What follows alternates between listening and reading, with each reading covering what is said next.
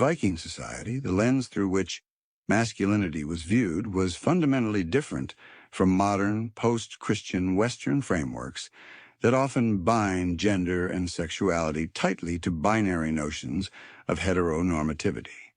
Among the Norse, masculinity was not strictly defined by the gender of one's sexual partners, but by an individual's display of power, dominance, honor, and autonomy.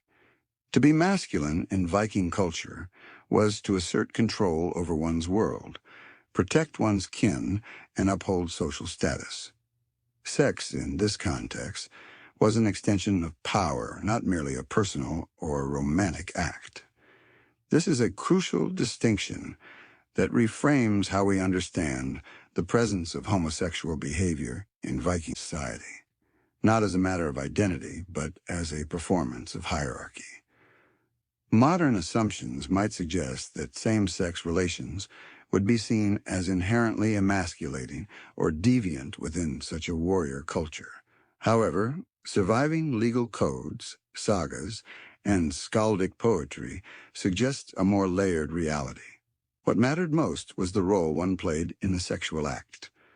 A man who took the penetrative or active role retained his masculine identity and was not necessarily subject to moral condemnation or social exclusion.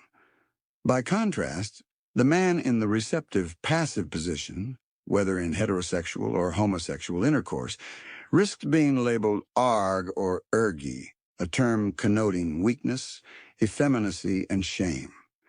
This term was one of the worst insults that could be hurled at a Viking man, yet crucially, the stigma was tied to the loss of power and submission, not to same-sex desire itself. Thus, same-sex acts were not automatically taboo. What was culturally unacceptable was being seen as yielding to another man, becoming metaphorically and socially penetrated. This perception reveals the complex way Vikings linked sexuality and social status. It wasn't about who one loved, but who held power.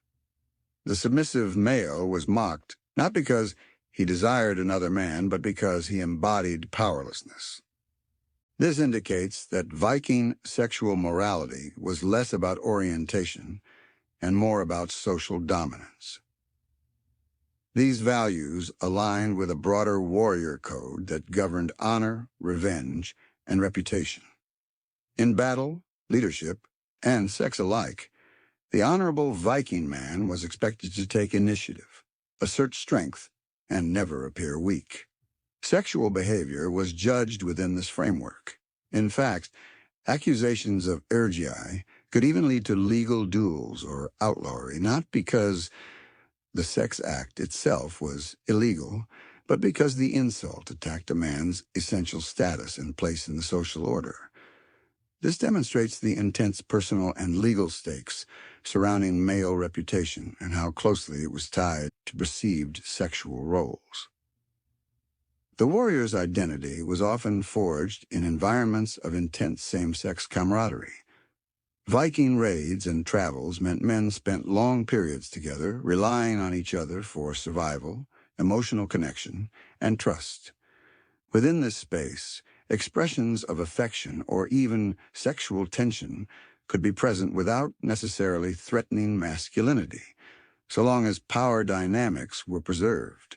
Sagas and poems occasionally hint at such closeness between men, and though many scholars hesitate to label these relationships as definitively homosexual by modern standards, they do reveal that male bonds could be emotionally rich, intimate, and deeply valued.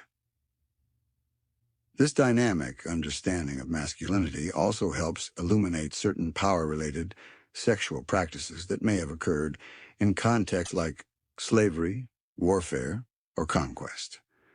There are accounts in which victorious warriors humiliated their male enemies through sexual acts meant to symbolically feminize and dishonor them. Again, these acts were not driven by sexual orientation, but by the desire to degrade a rival by placing him in the passive role. Such practices, while disturbing by today's standards, reinforced the Viking worldview in which sex could be used to demonstrate dominance and social superiority. The myths further reflect these values. Even the gods played with sexual boundaries, and figures like Odin and Loki disrupted binary gender roles.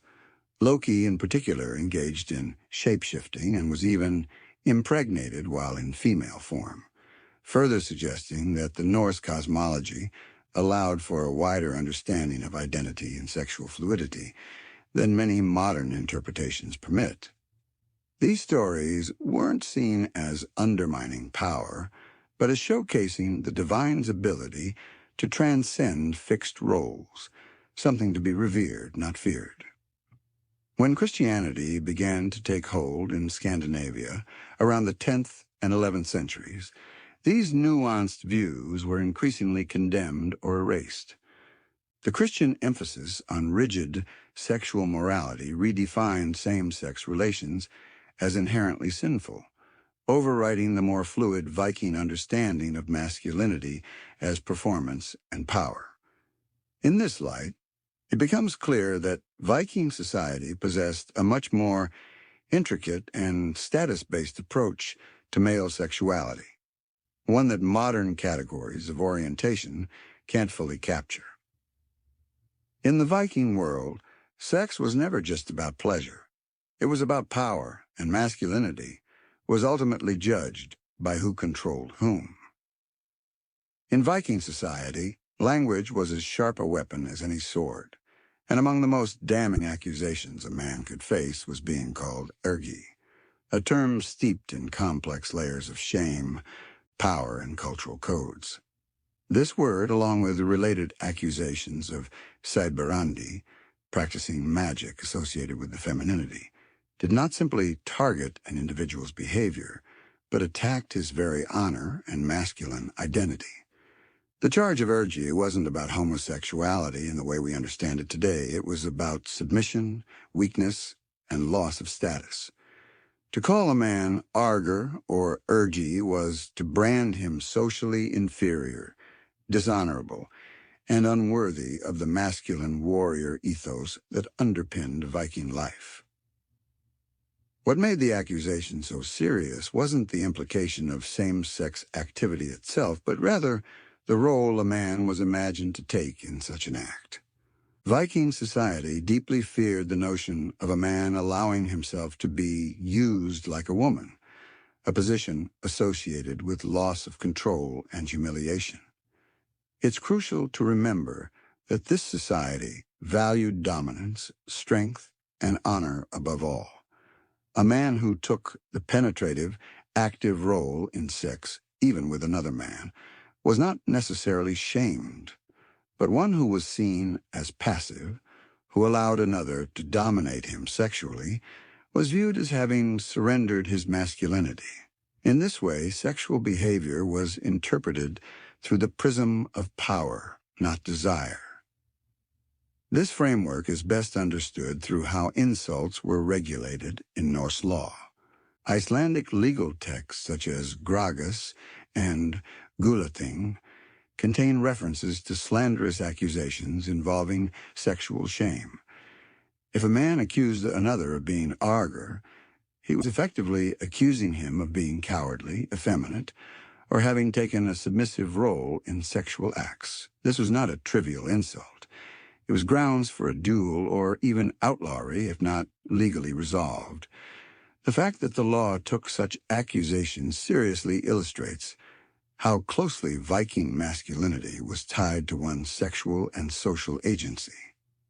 These legal and cultural structures served to maintain a very specific hierarchy, one in which male dominance was protected, not just in the battlefield or in the household, but in the bedroom as well. Viking sagas, too, offer insights into how such accusations could destroy reputations and spark feuds.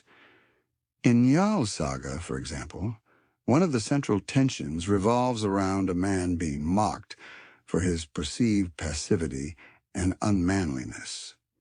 The insult cuts so deep it leads to a deadly chain of violence.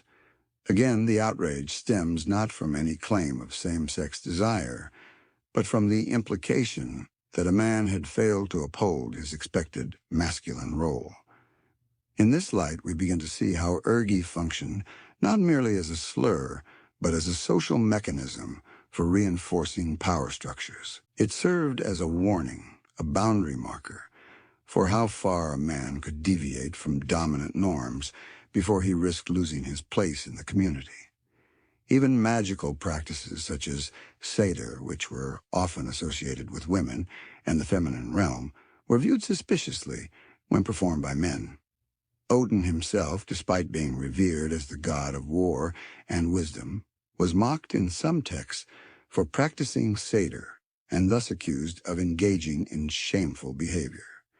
His divinity granted him leeway, but for mortal men, to cross such lines was to invite suspicion and dishonor. This complex relationship between masculinity, power, and shame also reveals that Viking society had a far more performative understanding of identity than is often assumed. To be seen as a man was not about one's birth or sexual orientation, but about how one acted, what role one played, and whether one commanded respect. Sexual shame was not rooted in who one desired, but in what one allowed oneself to become in the eyes of others, dominant or dominated, strong or weak, honorable or disgraced. What's striking is that the Norse did not suppress or ignore same-sex behavior. Rather, they developed intricate codes to manage and control it. These codes weren't about policing sexuality in the abstract, but about defending a very specific vision of power and honor. And once Christianity began to spread across the North, these indigenous systems of value were recast in a different moral framework. Under Christian influence, any same-sex act, regardless of role, was condemned outright as a sin against God, erasing the older distinctions based on power dynamics and social role. In Viking culture, the accusation of Ergi reveals a society intensely concerned with preserving masculine honor, not through repressing sexuality, but by rigorously policing its symbolic implications. In Viking society, sex and power were deeply intertwined, and nowhere is this more apparent than in how sexual acts, particularly same-sex ones, could function as tools of domination, humiliation, or even political maneuvering. Unlike modern understandings of sexuality rooted in identity and personal preference, the Norse worldview often approached sex through the lens of status and hierarchy. Within this framework, sexual encounters were not always, or even primarily, about desire. They could also be used to reinforce social structures, assert superiority, and punish subordinates or rivals. In other words, sex could operate as a weapon of power, especially in male-male interactions. One of the clearest examples of this logic is found in how Viking society perceived passive versus active sexual roles. The active partner, regardless of the gender of the other participant, retained his masculine status and autonomy. The passive partner, however, particularly if male, risked severe social stigma. This was not because homosexuality per se was condemned, but because passivity was equated with submission, weakness, and loss of honor. Such perceptions made sex a mechanism through which dominance could be asserted. To subject another man to a passive role was not necessarily viewed as erotic, but as a symbolic act of conquest and degradation. This logic extended into situations of warfare, punishment, and social enforcement. When a Viking raiding party captured enemies, including male slaves, it wasn't unheard of for sexual acts to be part of the rituals of subjugation. Here, same-sex acts function not within the realm of private desire, but as public statements of power. Enslaved or defeated men, especially those of noble background, could be humiliated through forced passivity, their emasculation serving as a metaphor for the collapse of their political or warrior power. The act was not about lust. It was about erasing the enemy's status by feminizing him in the eyes of the community. This aligns with broader Norse values around honor and shame. In a culture where reputation was paramount, the greatest insult was not simply to be harmed physically, but to be publicly humiliated. Being made passive in a sexual context, especially by another man, was the ultimate symbolic insult, stripping the individual of his masculinity, his place in society, and his future prospects. In this way, sex could serve as a more lasting punishment than violence, because it tarnished a man's reputation and legacy. The fact that such acts could be remembered and referenced in sagas, insults, or legal accusations shows just how culturally potent they were. Furthermore, accusations of such behavior, whether true or fabricated, could be used strategically. Calling a rival arg or accusing him of having played the passive role in a same-sex act could be enough to provoke a legal duel or undermine his social standing. These accusations weren't merely sexual slurs. They were tools in the complex dance of Norse politics and social competition. The ability to use sexuality as a form of power manipulation thus extended beyond the act itself and into the realm of public discourse and legal consequence. There are echoes of this dynamic in skaldic poetry and the sagas, where insults and poetic duels often hinge on the assertion that one man has unmanned another, whether through literal sexual domination or metaphorical acts of humiliation. Even without explicit sexual content, the language often implies that the worst offense a man could suffer was to be reduced to a position of passivity and shame. This again reinforces the idea that sex was not merely private, but public, entangled with one's honor, alliances, and social rank. Interestingly, these practices were not necessarily viewed as contradictory to warrior ethics. In fact, the ability to dominate others, whether through violence, charisma, or sex, was often seen as a sign of strength. In this worldview, same-sex acts could reinforce rather than challenge a man's masculinity, so long as he was the one asserting control.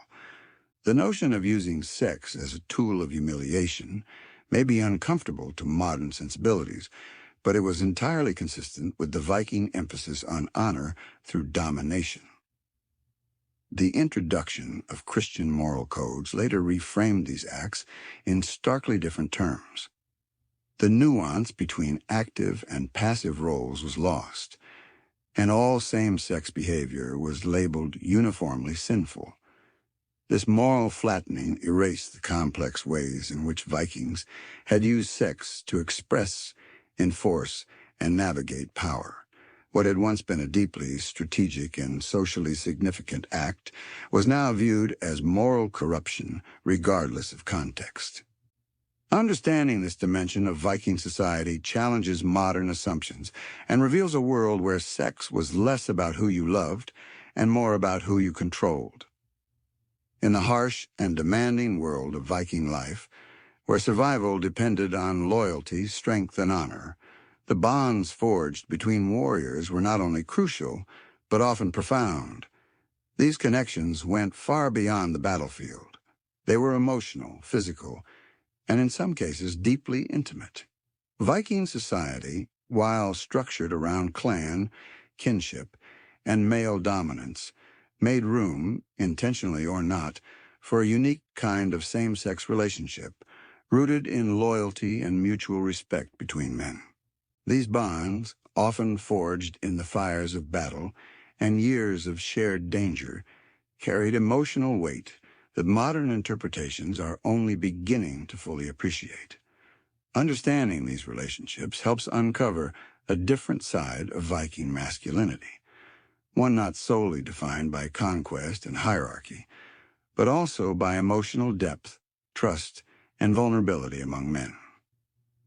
Warrior companionship in Viking society was not simply strategic. It wasn't just about tactical formations or survival during long sea voyages. These bonds were the backbone of a warrior's identity. The sagas, part historical record, part myth, part cultural blueprint, are filled with examples of men who formed powerful attachments to one another.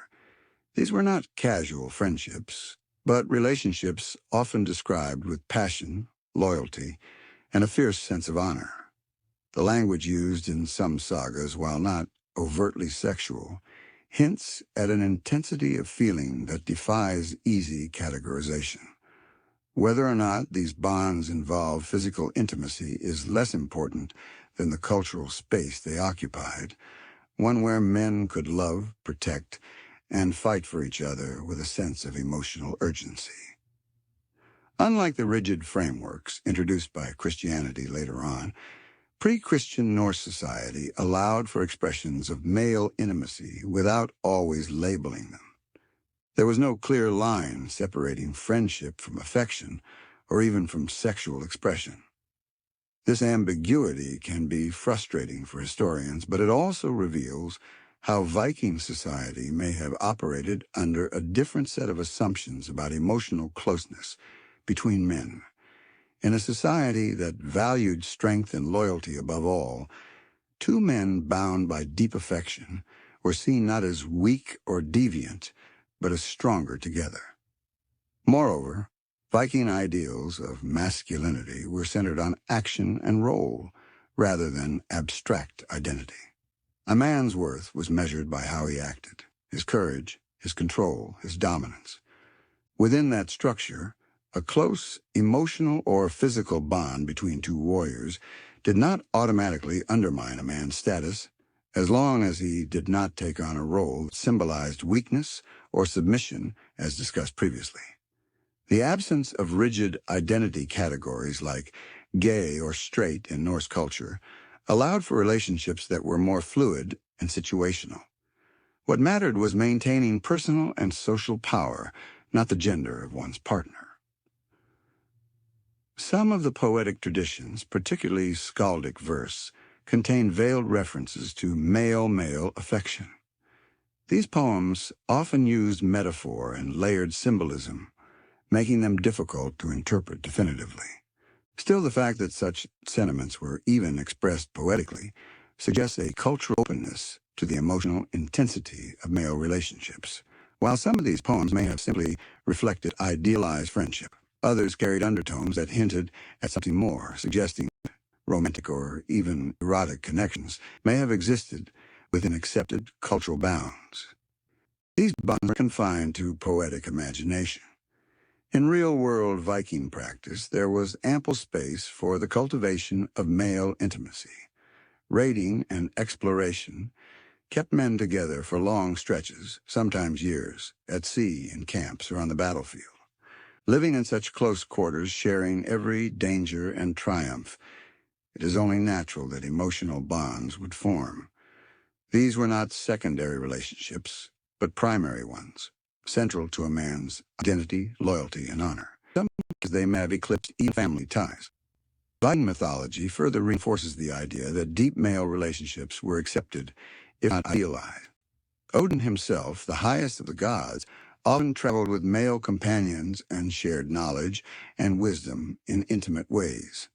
While the myths stop short of explicitly portraying same-sex desire, they also do not condemn male closeness. In contrast to the later Christianized texts that treated same-sex intimacy as morally corrupt, the pre-Christian Norse stories left room for complexity. Gods could shift shape, change gender, and express fluidity without punishment. This flexibility at the divine level mirrored what was possible, if not always openly spoken, in human relationships. Of course, as with other aspects of Viking sexual culture, much of this openness faded with the spread of Christianity. The new religious order imposed a moral rigidity that stigmatized male intimacy and sought to separate friendship from any hint of eroticism. The church recast passionate male bonds as suspect, tainting what had once been seen as natural aspects of warrior life. As a result, the historical record grew silent on such topics, and modern readings became distorted by centuries of moral censorship.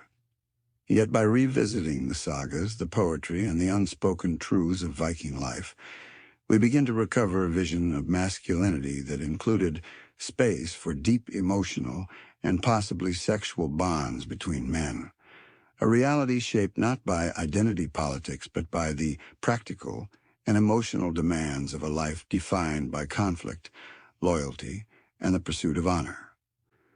Norse mythology offers one of the most revealing lenses through which to understand the Viking worldview, especially concerning gender and sexuality. These ancient stories, passed down through oral tradition and later written in sagas and eddas, do not reflect a culture bound by strict binaries. Instead, they depict a world where boundaries between gods and humans, men and women, the mortal and the divine, are fluid and often deliberately crossed. In this space of myth, gender was not a fixed category, and sexual behavior was not always tethered to contemporary notions of orientation or morality. Rather, identity was flexible, and power could be expressed through transformation, deception, and even erotic subversion. Nowhere is this more evident than in the roles played by central deities such as Odin and Loki, whose actions blur the lines of both gender and sexuality, revealing how Viking cosmology permitted, even celebrated, acts and identities that later cultures would condemn. Loki, in particular, stands out as a figure of profound gender fluidity. In multiple myths, he shifts form not only across species, but across sexes.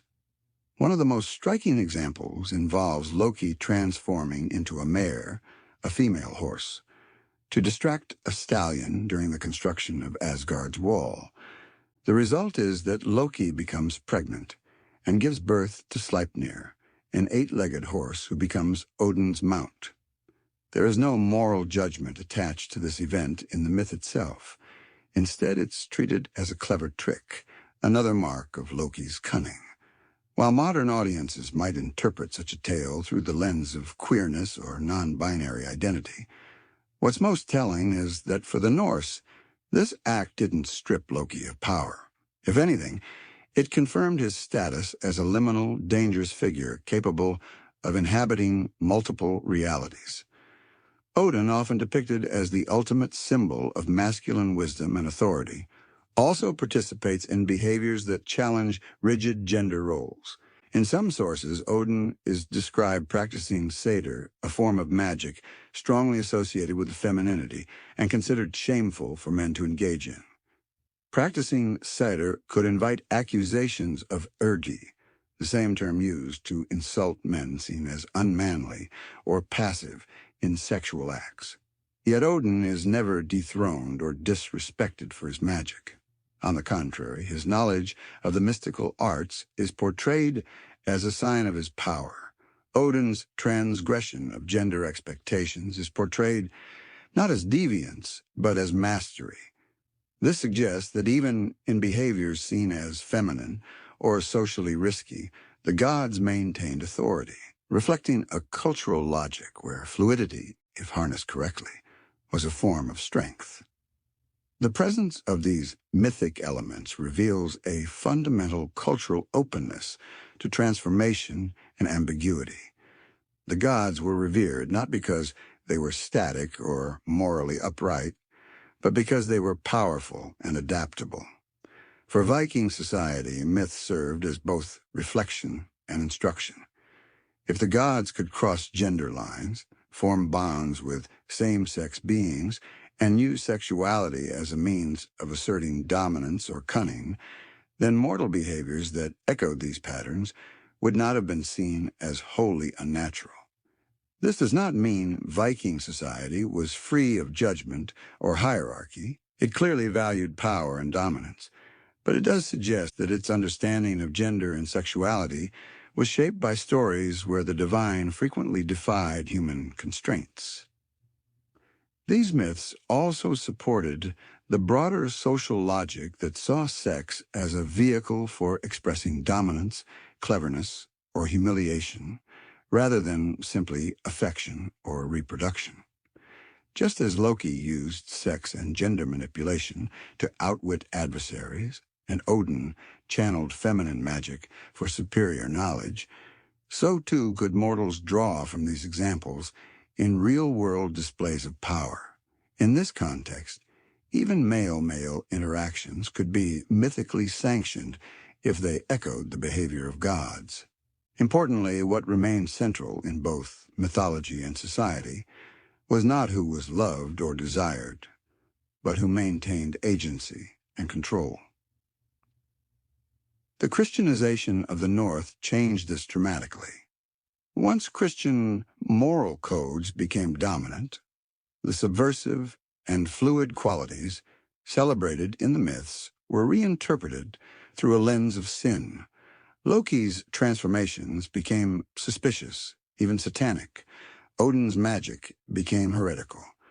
Where once there was space for ambiguity and symbolic gender transgression, Christian doctrine imposed binaries, man and woman, good and evil, natural and unnatural. This moral overlay distorted the original meanings of the myths and erased much of the sexual nuance present in the Viking imagination. Far from being silent or conservative on matters of gender and sexuality, Norse mythology reveals a society where the divine realm itself played freely with the structures that later cultures would rigidly enforce. As Viking society evolved, it eventually collided with a powerful and rigid ideological force, Christianity. The arrival and gradual dominance of Christian belief systems in Scandinavia during the 10th and 11th centuries brought a fundamental transformation, not only in religion and governance, but in values surrounding the body, sex, and identity. Before Christianity spread, Viking society maintained complex, often status-based interpretations of sexuality, where masculinity was tied to power, not gender preference. But as the Christian worldview took root, this cultural landscape was redrawn.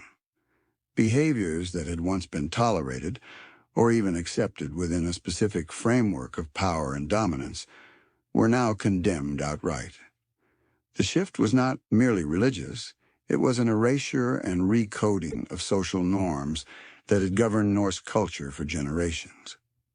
Prior to Christianization, the Norse understanding of same-sex relations was fluid, rooted in hierarchy and reputation. As discussed, the concept of Ergi didn't necessarily indicate sexual orientation, but rather a loss of masculine status. A man could engage in same-sex acts without being shamed, so long as he retained the dominant role.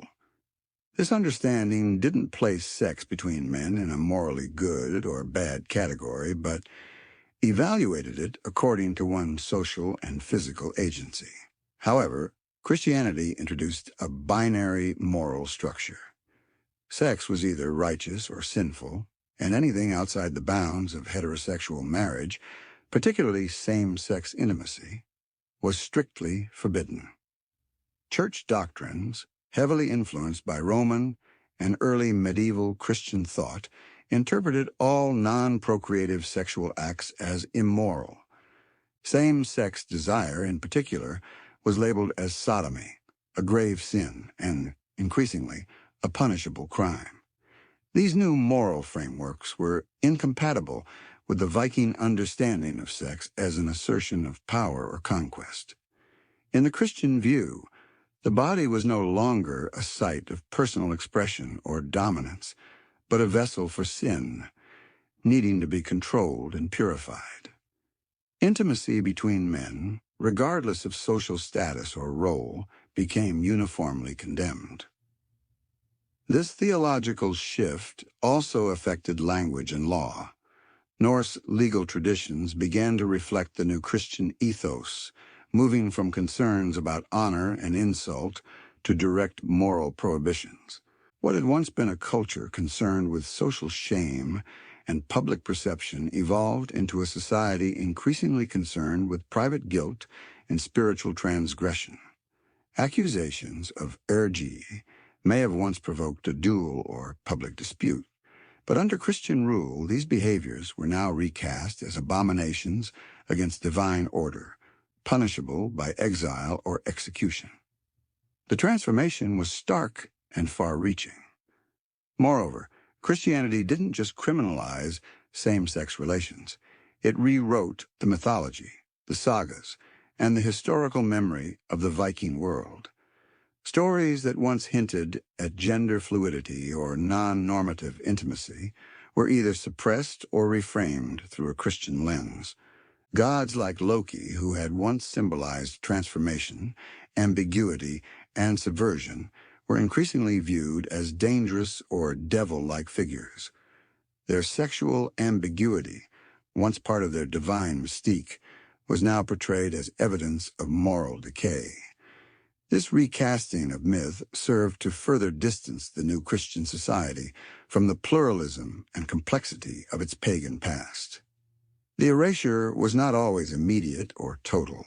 For a time, pre-Christian customs and Christian values coexisted uneasily, and oral traditions preserved fragments of older beliefs. But as Christian institutions solidified through churches, monastic education, and state laws, the older views on sexuality were steadily pushed to the margins. What was once a nuanced, status-based understanding of same-sex acts gave way to a blanket condemnation that could not distinguish between dominance and submission, power and identity, honor and shame. Where Viking society had seen gradients, Christianity saw sin. This transformation was not unique to Scandinavia. Across Europe, the Christian Church imposed uniform codes of sexual morality on diverse cultures. But in the Viking case, the impact is especially profound because it represents a rupture in a tradition that had allowed for a broader, albeit still hierarchical, space for sexual variance. As Christianity gained ground, so did a culture of silence and repression. Over time, these once-known dynamics faded from collective memory, surviving only as faint echoes in sagas, hidden meanings in poetry, or the distortions of Christian chroniclers. Understanding the shift is critical to uncovering the untold history of homosexuality in Viking society. The modern absence of open discussion around same-sex relations in Norse sources is not proof of its non-existence, but a sign of how thoroughly Christian ideology rewrote the narrative. To reclaim this forgotten dimension, we must read between the lines of myth, law, and insult, and trace the arc from complex social code to moral absolutism. Only then can we begin to reconstruct what was lost when the cross replaced the hammer.